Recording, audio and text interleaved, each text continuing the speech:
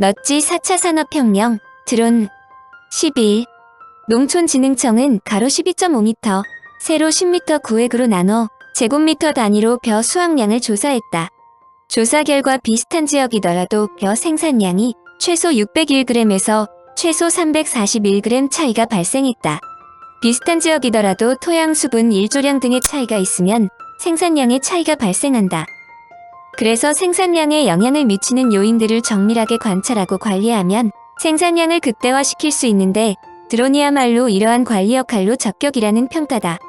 드론은 한국 농촌의 발판이었던 소를 농촌 현장에서 몰아낼 것으로 예상한다.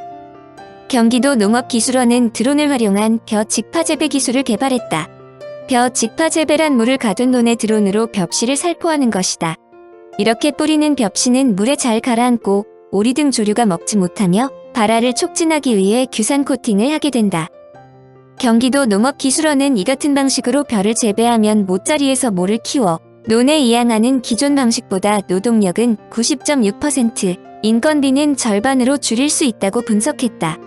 인건비가 이와 같이 줄어드는 것은 기존 방식일 경우 시바르당 22명의 인력이 필요하지만 드론을 활용하면 11명만 투입해도 되는 것으로 조사됐다. 더구나 그동안 사용된 이양기를 드론으로 대체하면 거의 절반으로 절감할 수 있다.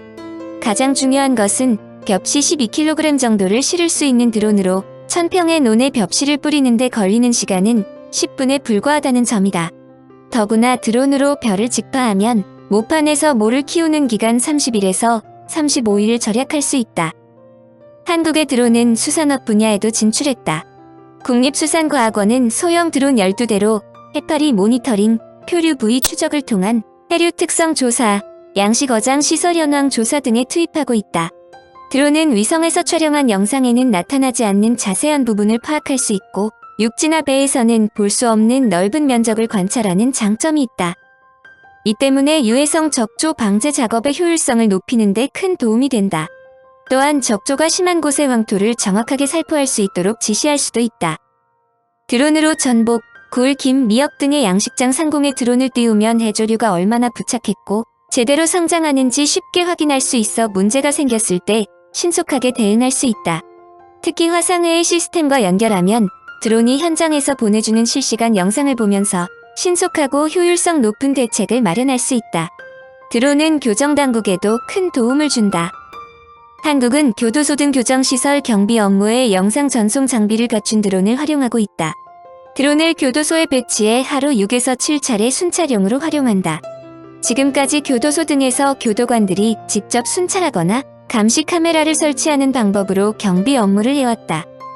그러나 건물 옥상이나 비좁은 공간 등은 교도관이 접근하기 어렵고 카메라가 비추지 못하는 사각지대도 있어 한계를 보이자 드론을 발탁한 것이다.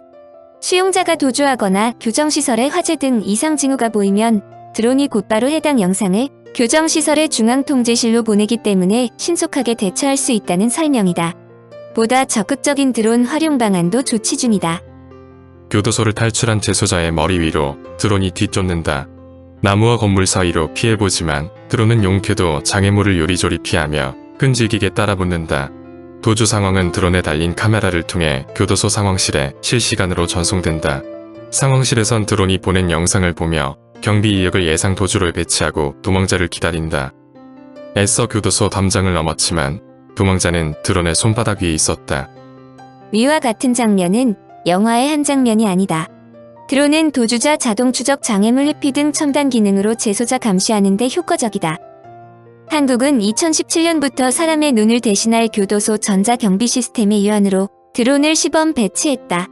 실시간으로 영상 전송이 가능한 카메라와 움직이는 피사체를 추적해 자동 비행하는 기능, 야간에도 장애물을 알아서 피하는 기능을 갖고 있다.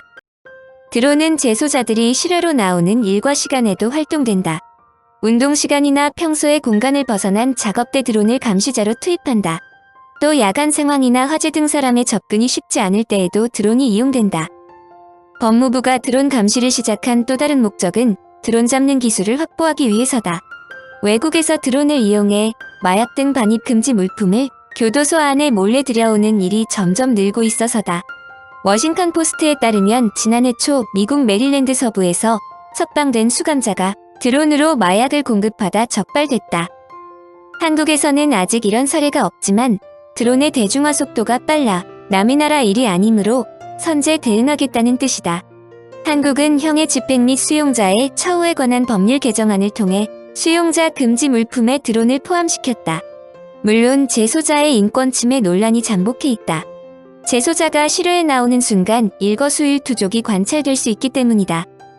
그러나 법률 검토 결과 문제의 소지는 없다는 설명이다.